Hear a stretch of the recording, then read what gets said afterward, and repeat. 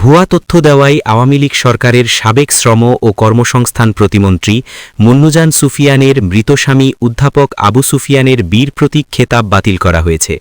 আবু সুফিয়ানের নামে প্রকাশিত সংশোধিত গেজেট বাতিল করা হয়েছে বলে মঙ্গলবার ৩০ ডিসেম্বর জাতীয় মুক্তিযোদ্ধা কাউন্সিলের জামুকার এক সংবাদ বিজ্ঞপ্তিতে জানানো হয়েছে।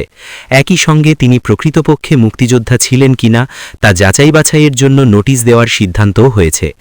জামুকার মহাপরিচালক অতিরিক্ত সচিব শাহিনা খাতুন স্বাক্ষরিত বিজ্ঞপ্তিতে বলা হয়, খুলনা জেলার দৌলতপুর উপজেলার ১ নং ওয়ার্ড রেলগেট এলাকার বাসিন্দা অধ্যাপক আবু সুফিয়ানের নামে ২০২০ সালের ২২ নভেম্বর মুক্তিযোদ্ধা হিসেবে বেসামরিক গেজেট নম্বর ৪১৯৩ প্রকাশিত হয়।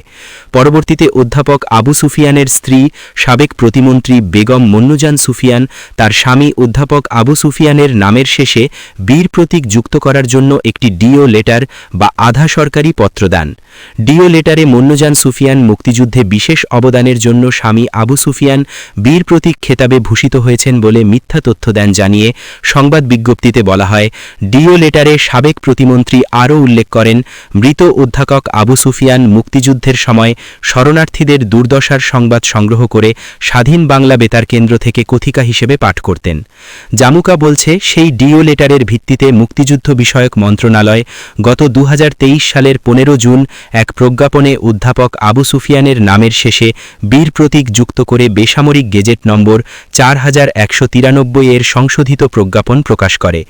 সম্প্রতি এ বিষয়ে বীর মুক্তিযোদ্ধাদের মধ্যে বিরূপ প্রতিক্রিয়ার সৃষ্টি হয় উল্লেখ করে বিজ্ঞপ্তিতে বলা হয়েছে, বিষয়টি মুক্তিযুদ্ধ বিষয়ক মন্ত্রণালয়ের নজরে আসলে তা নিয়ে জাতীয় মুক্তিযোদ্ধা কাউন্সিলের ১০২তম সভায় আলোচনা করা হয়।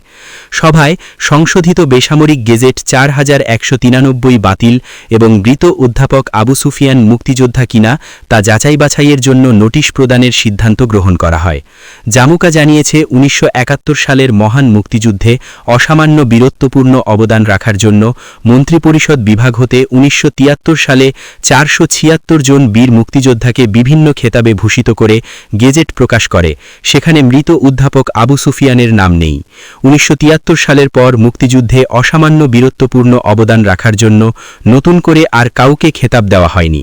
কিন্তু মুক্তিযুদ্ধ বিষয়ক মন্ত্রণালয়ের গেজেট অধোশিখা মৃত অধ্যাপক আবু সুফিয়ানের নামের শেষে বীর প্রতীক যুক্ত করে গেজেট সংশোধন করার মাধ্যমে যে ভ্রান্ত ধারণার সৃষ্টি হয়েছে তা এর মাধ্যমে নিরসন করা হয়েছে বলে বিজ্ঞপ্তিতে জানিয়েছে জামুকা। ডেস্ক রিপোর্ট, বাংলার গেজেট।